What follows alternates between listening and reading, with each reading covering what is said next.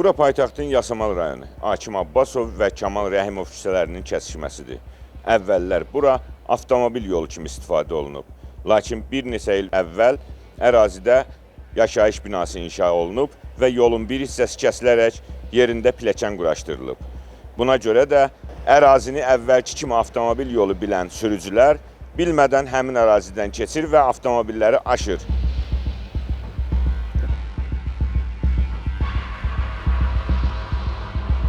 Bu qabaqlar, bura stenk olub, vaxtlayırlar. Bu bina tikilənin qabaq stenk olub. Ona görə bura yol olub, bura. İndi də bina tikilinsə, buranı bağladır, pilləkən elədilər də. Bu birinci hadisə deyil ki burada. Burada çox hadisə olubdur, həddindən artıq. İstər biz öz mükəmməlliyindən çıxartmışıq. Burada sadə şeydir, bunun 50 qiyməti 50-60 manat olar, bir gətirib bir şey quraşdırmırlar bura. Gündə də indi hamı oputun ola bilməsə də şərikətsiz şoferlər var, bilmir. Qabaq yol olduğuna görə bilmirlər, gəlib düşürlər.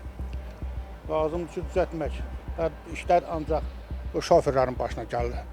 Kimə müraciət edeyim, indi biz birinci dəfə siz gəlmişsiniz, işıqlandırırsınız, bəlkə də müəyyən müəssisələr, eşlərlər köməklik edirlər.